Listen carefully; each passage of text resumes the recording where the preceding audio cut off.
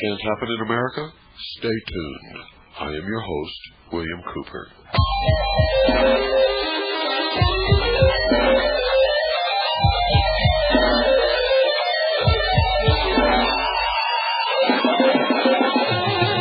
The 23rd century, 83. The things are much worse than they used to be. It's a hell of a time, cause the federal gone mad. The brothers and rebellion, the war's in your hands. People all over in every town.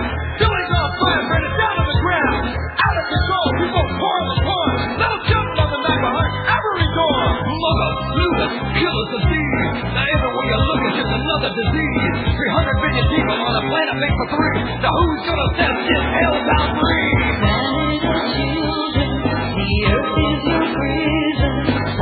Filled with hatred and doom.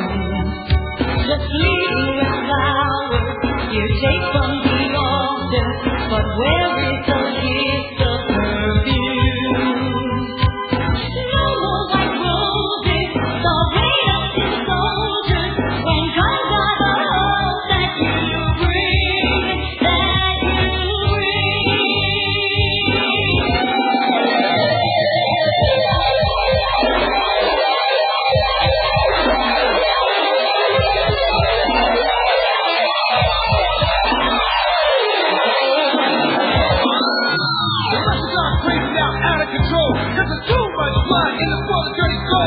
Nothing more to lose, cause the federal law wasn't making all the rules. So nothing they can say to you, they're only turning guns. But the blue shot comes if you got you on the run. Cause they want to beat you down and tear you off the side. So there's nothing more left of you, not even your pride. But he can't beat you down, now the power is you. The children of God, the light and the truth. But we are the power and the power is love. We're giving little sin to the heartbeat of the dog. Into the fire, to cast out the fire, through clouds of smoke dripping blue. Just lift up your heel, where they cannot reach you. Your heart is protected and true. Believe in your own self, for the thoughts you are thinking. The light is the hope that you bring, that you bring.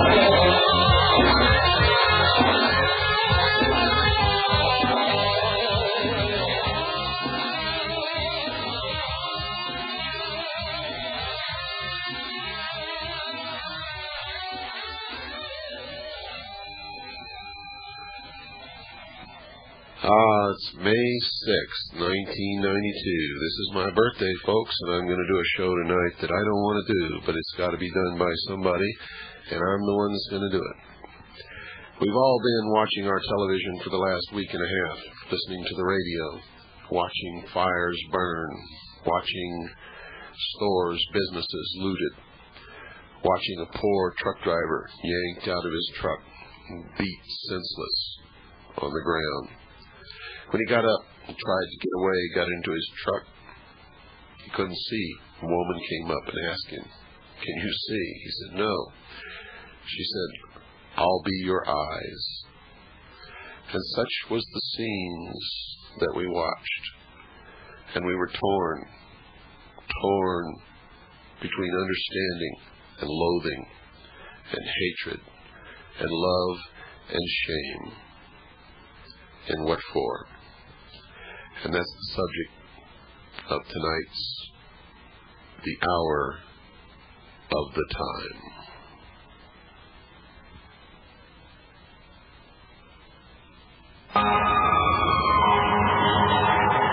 What it's like to be a black person in America? It's like being in hell, if you can visualize that. It's like being in a living hell. Your life is not worth anything. That's a sad commentary. Black in America, even in 1992, hasn't changed much. We have no rights that the white man respect. No. 4 police officers stood trial in Simi Valley, California, for the beating of a man named Rodney King, a black man. The jury came across with its final verdict on a day that will live in infamy, and for some people, today will be famous, for they loved the verdict. Those people are racist.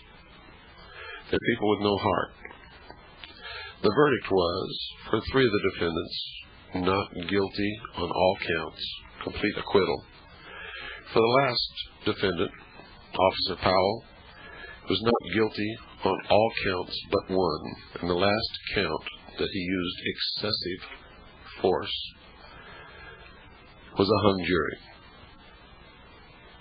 An incredible verdict in light of the fact that the entire nation and the world had been viewing an amateur videotape that had been taken on the scene, which showed over 50 blows. I believe the correct number was 56 blows in 80 seconds to a man who was lying on the ground, who had no weapon, who posed no threat, who did not attack anyone during this time. But nevertheless, 56 blows from clubs, what the officers called batons. That's a polite name for a club, a stick. And I believe no one believed that those officers would be found innocent. Hardly anyone, anyway. I'm sure that there were some people who felt that the officers were justified. There always is. I'm sure that most police officers sided with their peers. I'm sure that they felt the officers should be excused, overlooked, that they should be forgiven because of the dangers of the job, because that they go out in the street every day and they could be killed at any given moment. So that makes them do things that sometimes people should not do. Is that justified? Should people think that way? Well, that's been the debate all over the nation and all around the world.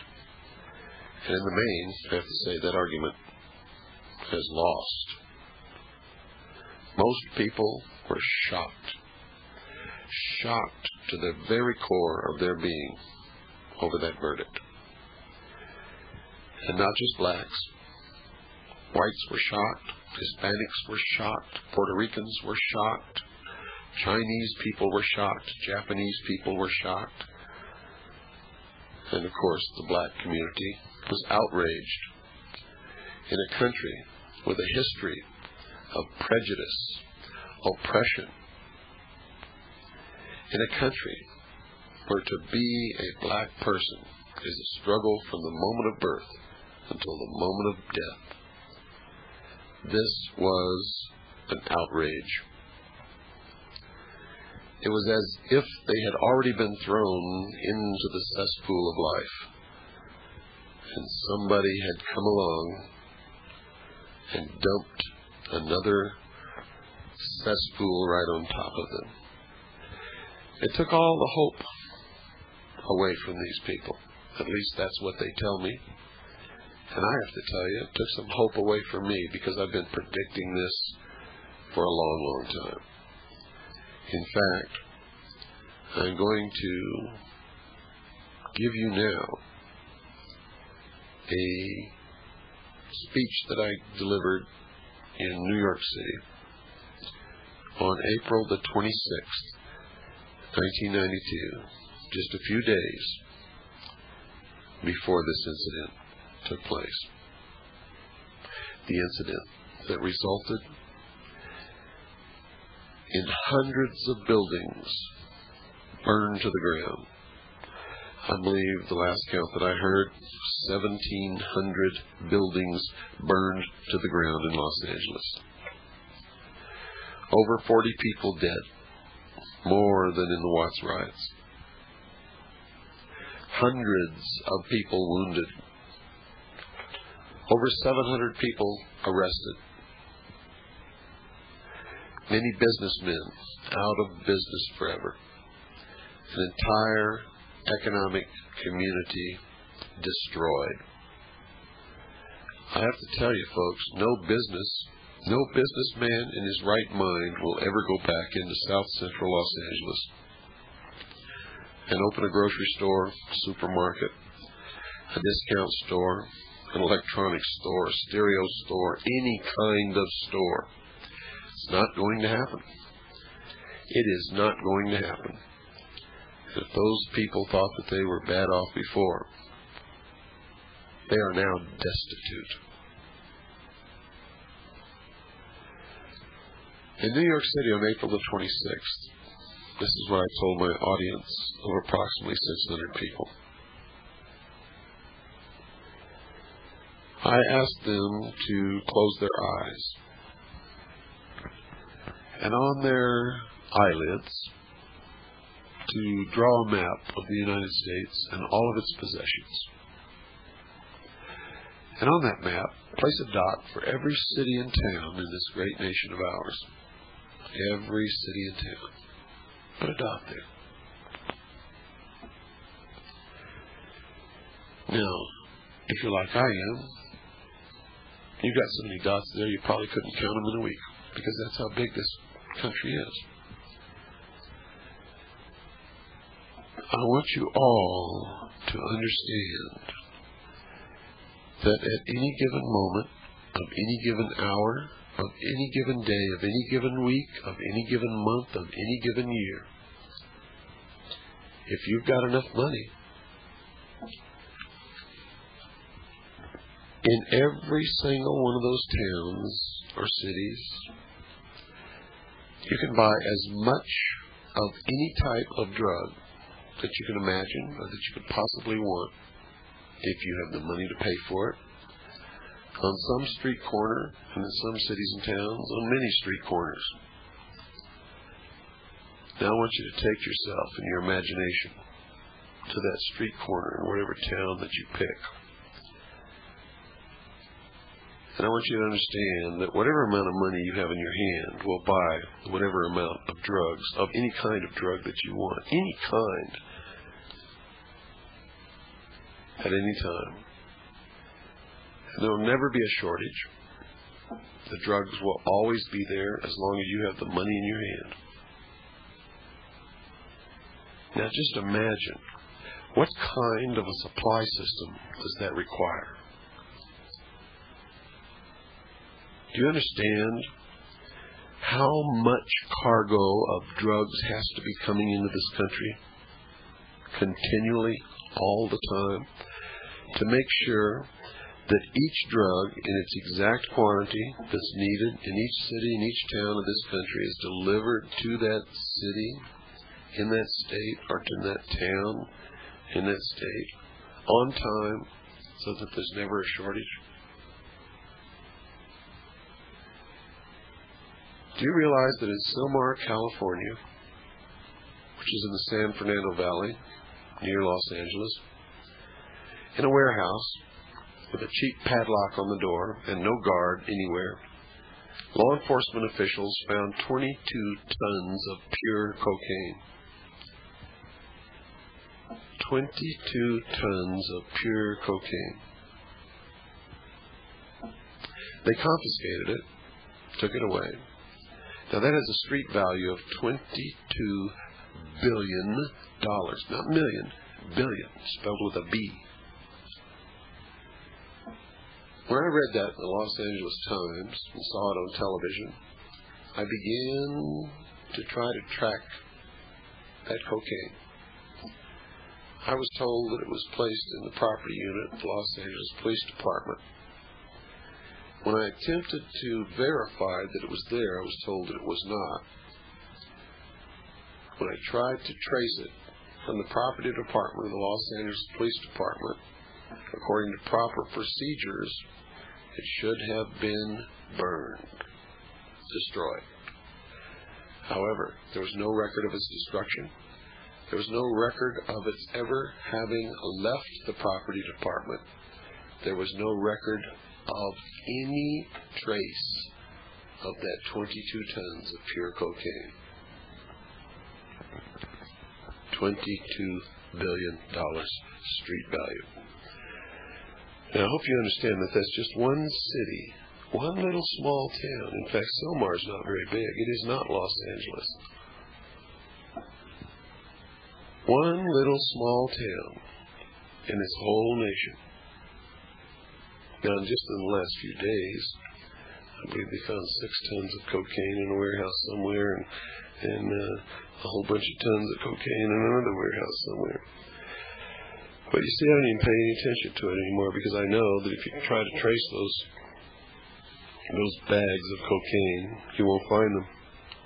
They go right back out onto the street, right through the police department as if it's got holes in it. It's incredible.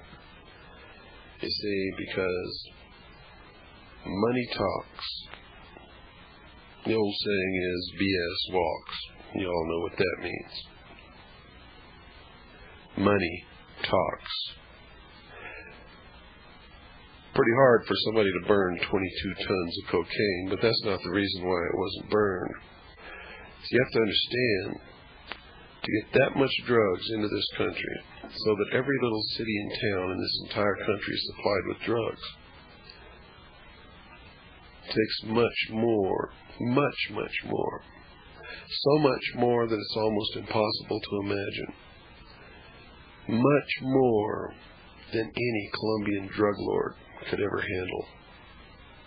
And there's no Colombian drug lord that has anywhere near the amount of money that would be required to perform a logistics operation of that magnitude.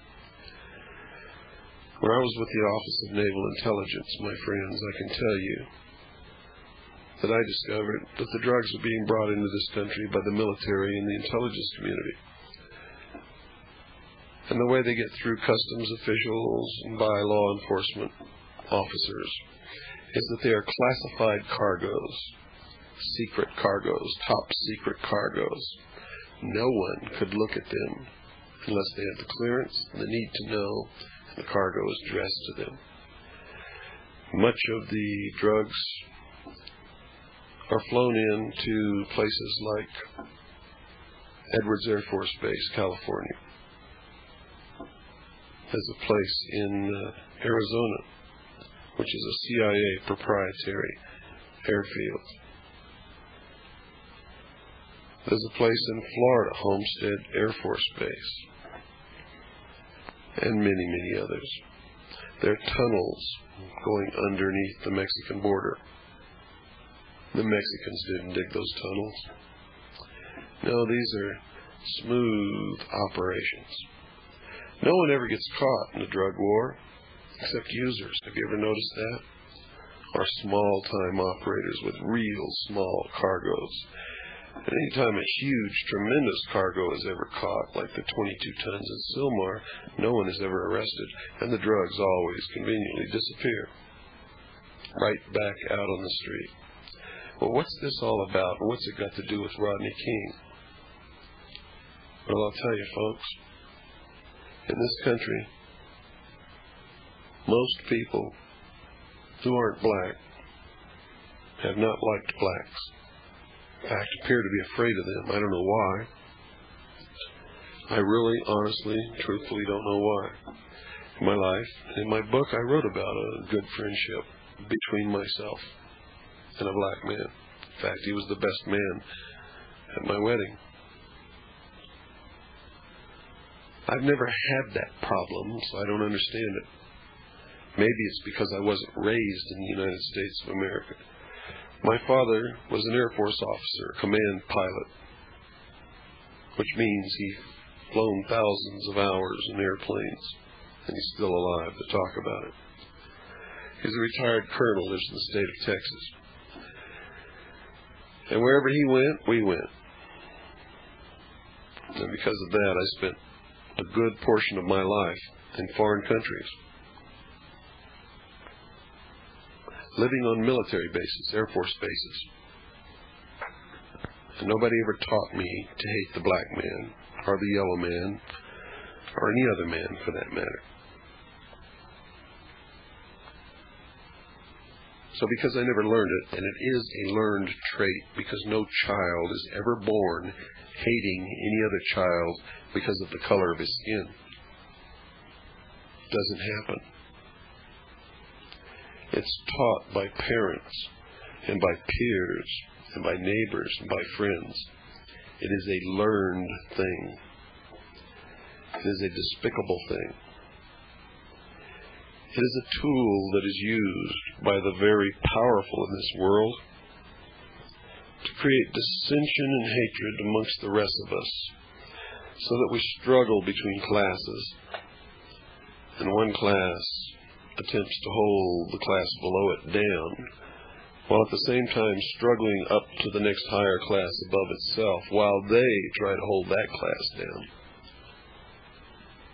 And descendants of slaves in this country have always been the lowest rung on the ladder of classes. So what the Rodney King thing is all about, ladies and gentlemen, is dissension, is hatred. It's being used, and I'm telling you right now, is created from the beginning. From the beginning.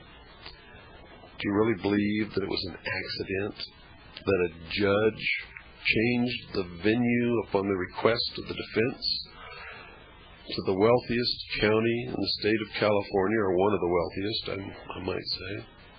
Maybe not the wealthiest, but one of the wealthiest counties in the state of California. A county wherein over 2,000 police officers reside. A county where less than 2% of the population is black. A county who does not understand the violence, the oppression, the misery, the frustration of the people who live in South Central Los Angeles. Now, don't get me wrong, I'm not sticking up for Rodney King. Rodney King committed a criminal act. He was drunk. He was speeding. He refused to stop when the police officers turned on their siren and tried to pull him over. Eventually, though, he was stopped. And when he was stopped, his two companions in the automobile got out of the automobile and surrendered to the officers and raised their hands behind their head and did exactly as they were told. And to my knowledge, they were not beaten. Rodney King, on the other hand, refused. He would not comply with the officers' orders.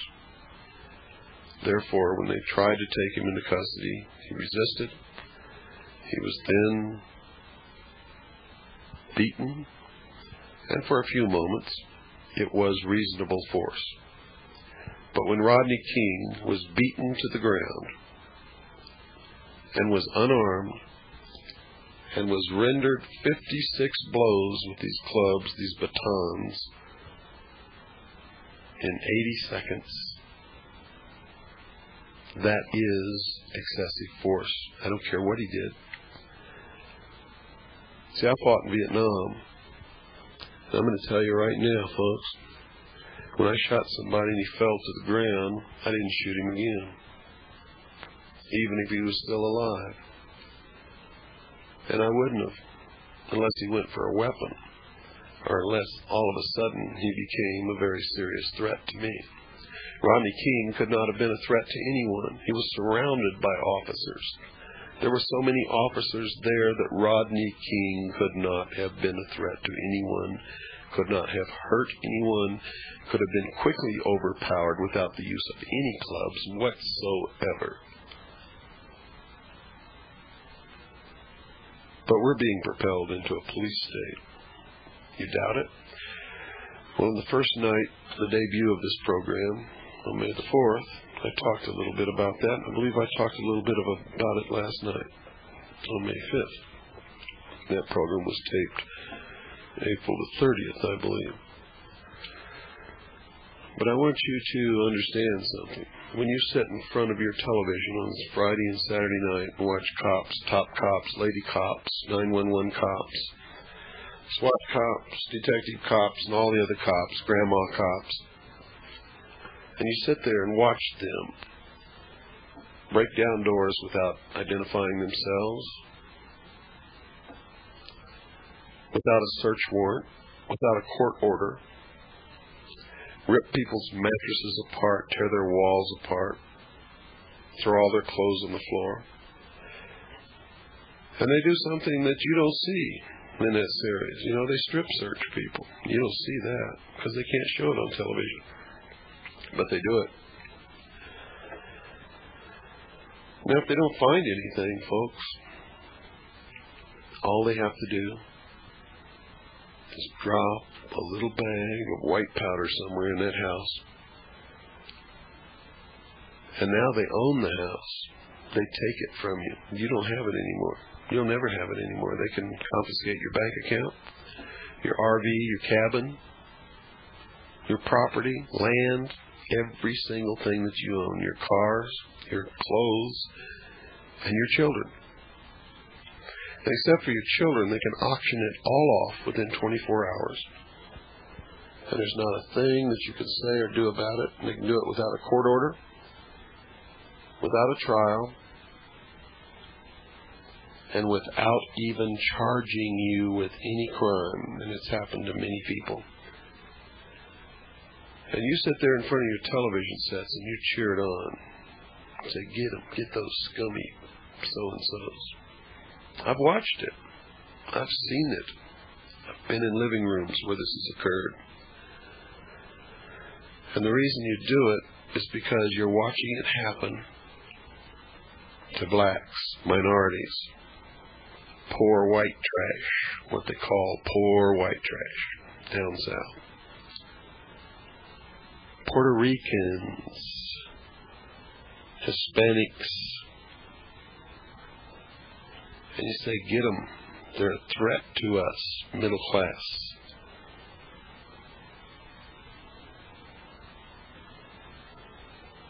We've got to get the crime and drugs off the streets. That's your reasoning, and that's why you accept it. But most of you don't know anything about your country. You don't know what your country is. You don't understand that your country is the Constitution. And that when you allow these things to happen without protest, you are actually changing law. Because the common law, the basis of our legal foundation, says that if your rights are taken away and you do not protest or protect or claim your rights in a timely manner, then you no longer have those rights. They don't belong to you anymore.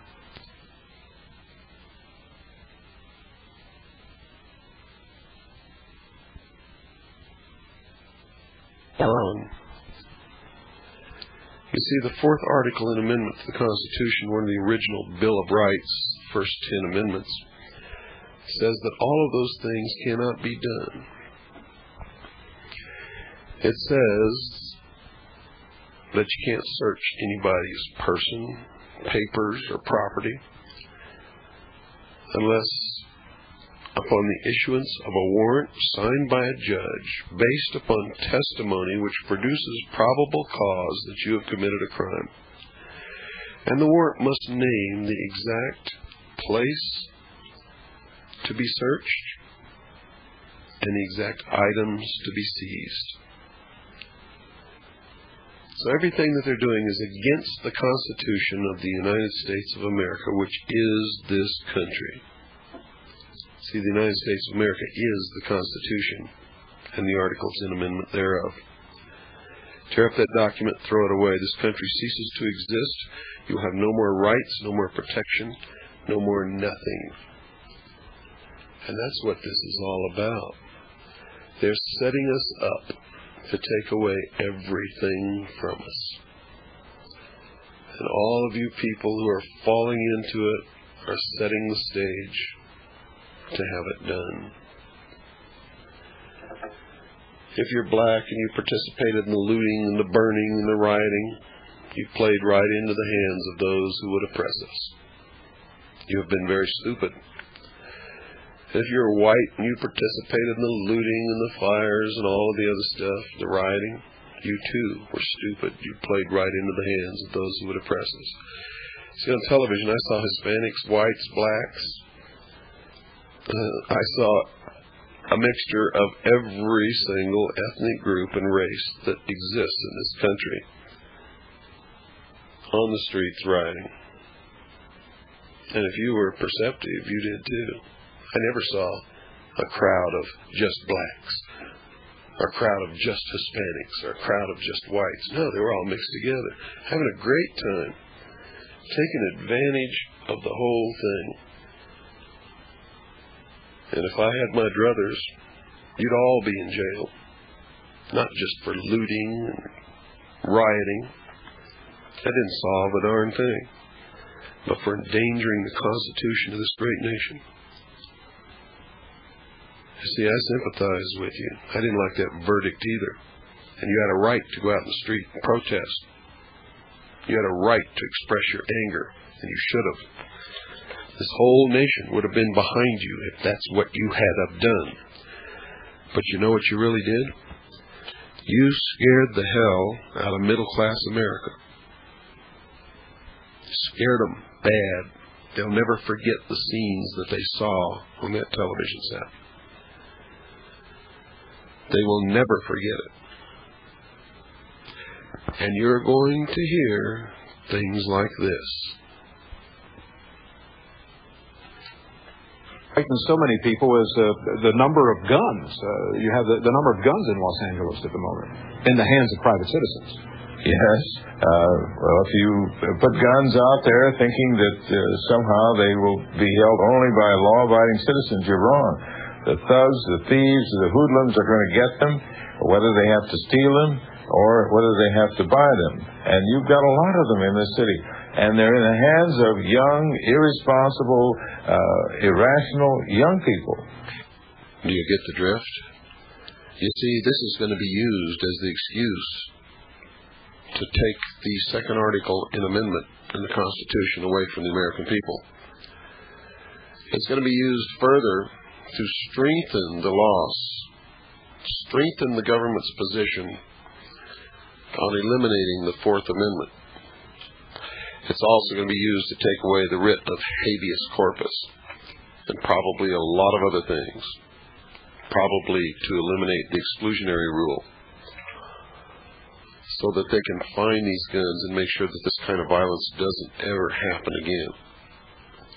The image of that truck driver on the pavement being kicked and beaten and hit almost to the point of death, just because he was there, will never leave the minds of middle-class America. Never. And no matter what they felt when they first viewed the Rodney King beating on the videotape, no matter what they felt then, this, I guarantee you, is what they feel now. I guarantee you that they are in full accord with this member of the jury who said this. Away. There were 3 people in the car that Rodney King was driving. All 3 of them were black. 2 of them put their hands up and were handcuffed and booked in the proper procedure, and 1 chose not to be booked. It's as simple as that. Rodney King set the action. And there you have it. You see what it's all about. You've all been suckered. A Masonic judge, a Freemason, changed the venue to one of the wealthiest counties in the state of California, wherein 2,000 police officers lived and only had a population of less than 2% blacks. That in itself would have almost guaranteed an acquittal. But another Masonic judge, the one who actually tried the case, really did guarantee an acquittal. For the defense's entire case was that the officers acted in accordance with their training. Where have we heard that before? Wasn't the defense of the Nazis who were tried at Nuremberg that they were only following orders, obeying their superiors, carrying out the parameters of their training? This is an absolutely impossible concept for the American people to grasp and to hold on to. And you better understand what it means. We're being prepared for a police state. That's what cops, top cops, grandmother cops, SWAT cops, all the cop shows are all about. The glorification of the cops. What if they trained them to shoot you if you looked at them funny? You see, because the judge instructed the jury that if they found that the officers were acting within the parameters of their training, of their orders, that they could not be found guilty. And therein lies the rub. You see, it was all rigged from the beginning. The judges knew it. Everybody knew it. Did you know that Tom Bradley made a statement that in case the jury came in with a not guilty verdict that he expected rioting, that he was not prepared? Why? You know that Daryl Gates made a statement that he had set aside monies to pay extra police officers and take care of all the extra forces and things that they would need because if the verdict came in not guilty, they expected rioting. Yet they had no extra forces. They were completely unprepared and nothing was done. Why? Because somebody wanted to scare the living daylights out of the middle class in this country so that they could justify taking away rights from the American people. And I got to tell you something. You all fell for it. All of you. You fell for it hook, line, and sinker, and you're going to suffer because of it. This was no accident. And I've talked to a lot of blacks in those neighborhoods by telephone. Good, honest people who did not participate in those things. But they were witnesses and they watched. And they tell me that some of the fires were started by their people. They saw them do it. But some of the fires were started by people they never saw before and were professionals. They had professional techniques, professional fire bombs.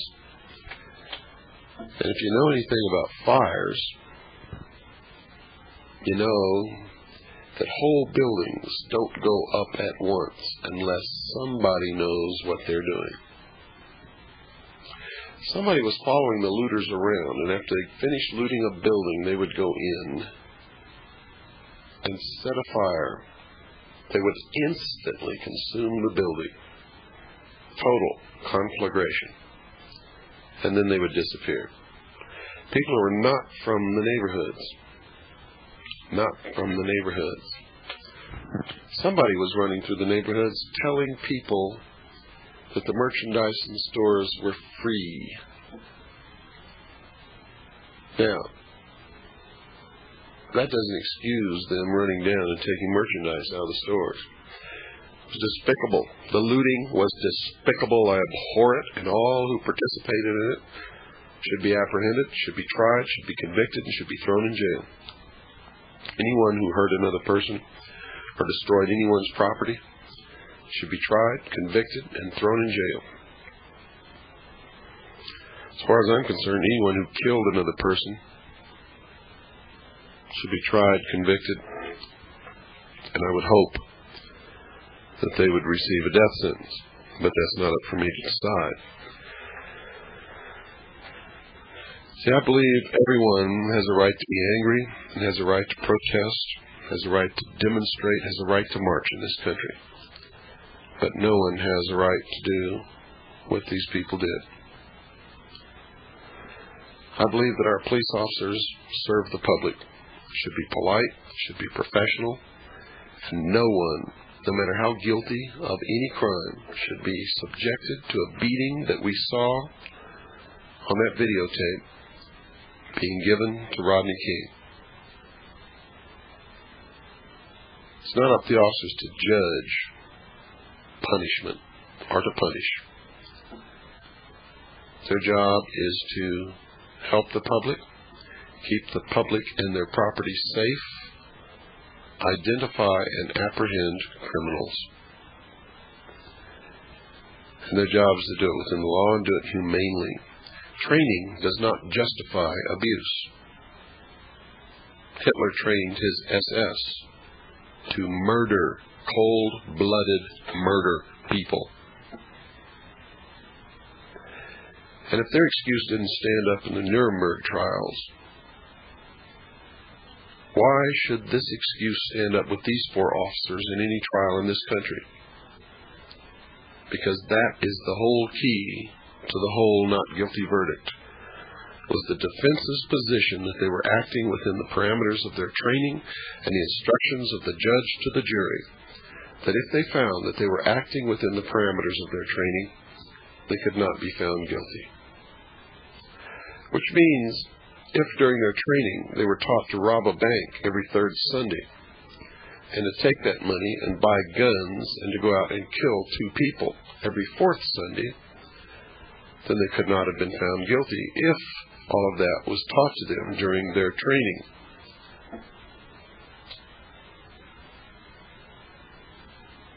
This type of thinking in this country is insanity and cannot be allowed. And these Freemason, Masonic judges who are part of the secret societies, who have infiltrated our society at all levels and our government at all levels, and whose aim is to destroy the sovereignty of this nation and the sovereignty of all other nations and bring into being a one-world totalitarian socialist government, must go. These people must be weeded out. They must be prosecuted and dealt with legally within the law, but it must be done. And if you don't think there's a conspiracy, you watch. See, I said that this would happen in New York City. I told those people in New York City that this would happen. And it has. I said in New York City to that audience that when the blacks found out how they were being used and how they were being intentionally addicted to a welfare state to create a dependent class of people And then the welfare benefits are withdrawn to create a criminal class of people. And then the criminal class of people is addicted to dope, narcotics, not only as a feel-good substance and addiction, but as a method to fuel their economy, as a method to put food on the table. You have to understand, folks, that this accomplishes three things. Drug addiction for blacks or for anyone else is a form of euphemistic slavery. They are no danger to the ruling class, to the elite, or to anyone else. They are, in fact, slaves to their addiction, and they can be controlled by making the substance of their addiction, or the focus of their addiction, available or not available, cheap or expensive. And they can be manipulated hither and thither, to and fro. They can be made to create crime, or they can be made docile as little lambs. It also creates huge, tremendous profits beyond your wildest imagination for the secret government. And they use these profits to finance and bring into being the New World Order, the one world government, the police state that's to come. And number three, it scares the living daylights out of the middle class, out of the people who feel that they're a little better than everybody else because they have a little more than everybody else, and they don't want to lose it. So they scream for protection. In the latest poll, folks, they were asked, would you be willing to give up some of your constitutional rights in order to get the drugs and crime off the streets? And guess what the answer was? The answer was yes, yes, yes, yes. Please take the drugs and crime off the streets. We will give up whatever we have to give up. But don't subject us to this fear. Well, if you think that they had fear before, they're trembling in their boots now. Trembling in their boots. And the cause of the black man in America has been tumbled backwards for 100 years, at least. At least. And the black man will be lucky if he ever regains what he has lost over what has happened in the city of Los Angeles. And this is exactly what was supposed to happen. And all you kids, all you members of gangs out there, you want to feel like somebody? You want to be somebody? You get in touch with me and I'll show you how to be somebody. And I'll show you how to save yourselves and help save this country. Because this country is all you got. You see, it's not middle class America that's oppressing you. We're all being used. All of us. We are all being manipulated and used like puppets. And when those with the power pull the strings, we dance and we like it. Because we've been taught that that's what we're supposed to do and that's what we're supposed to like. And that's what Los Angeles was all about, and that's what Rodney King was all about. Rodney King made an eloquent speech saying that he wasn't like that. And he wished the violence would stop. Well, Rodney King, I got a message for you, buddy. You should have thought of that before you got in that car and tried to outrace the police and then resisted arrest while you were drunk. I feel sorry for the beating you took, but don't tell me you're not like that. Because that's a crock. If you weren't like that, none of us would be in this situation we're in right now. Let's hope that you learn from this and that you won't be like that in the future. But don't tell me that you're not like that.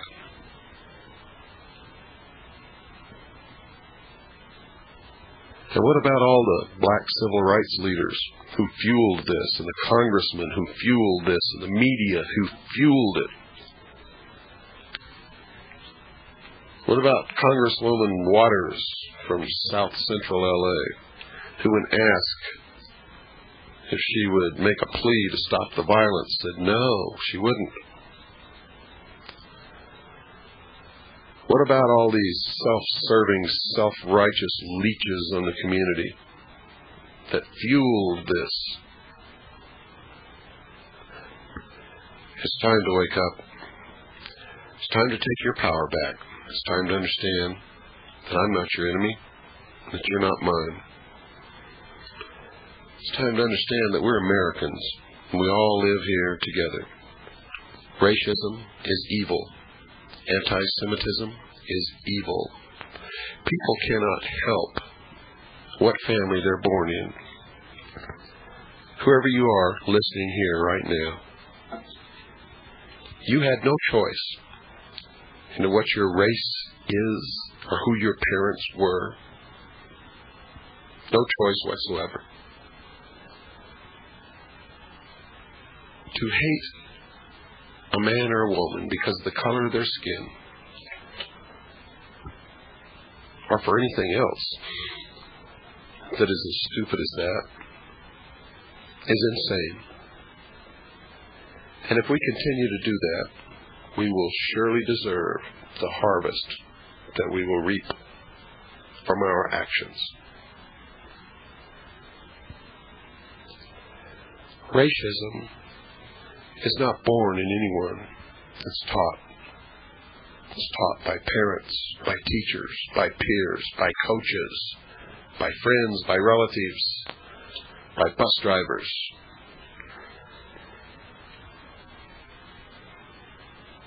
Some young men learn it when they go in the military service. Although the military service, I must say, is probably one of the best integrated, least racial groups in this country. Some of you might want to know, how do I know all of these things? By what authority do I impart these words of wisdom to my listening audience? It's very simple, ladies and gentlemen. I used to be part of this group who was bringing all these things about. I was there. I was in the midst of it. I was a member of the Office of Naval Intelligence. I saw plans for this over 20 years ago.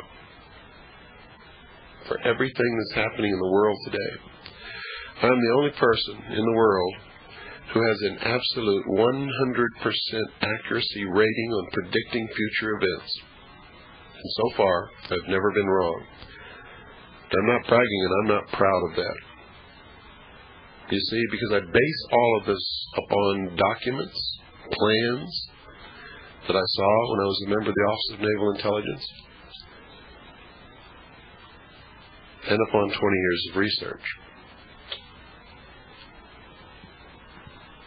I hope and pray every night that the next day I will be wrong.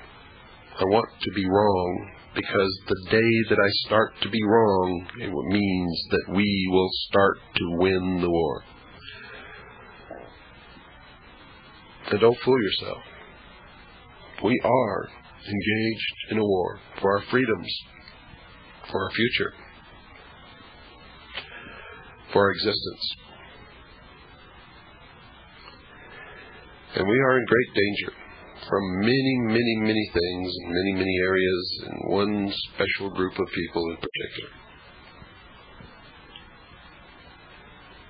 But the biggest enemy that we have on this earth is ourselves, our own ignorance, our apathy, our inability to see and to hear and to understand. Our willingness to elect somebody we never saw, don't know, and trust them explicitly and believe that they're a saint while they go trooping off to Washington. Have you ever stopped to think how absolutely absurd that is? Absurd. Most of you can't trust your own relatives. And you trust some stranger to go off and represent you in Washington, and then you forget about it and trust that person to do the right thing. And then you wonder what happens when they don't. Come on, wake up. I mean it. And you better wake up and start voting. And you better throw all the bums out, put some citizens in there, and you better restrict the terms to one term. Because if they decide to become a professional career politician, that means they got to get reelected. If they got to get reelected, they can't do the right thing. That's what's wrong with this country. They can't do the right thing. So they're easily corrupted, easily bought and paid for, easily steered down the path away from us. And at some point along the line, their conscience doesn't even bother them anymore. They don't even care about us. Why? Because here's what they think of us. And on a daily basis, we prove them right. Quote, a nation or world of people who do not use their intelligence are no better than animals who do not have intelligence, and thus are stakes on the table by choice and consent. Unquote. You fit into that category? Do you? Think about it honestly. Look yourself in the mirror. If you do, admit that you've been stupid. And decide that you're never going to be stupid again for the rest of your life. It's important. Help me. Good night. And God bless you all.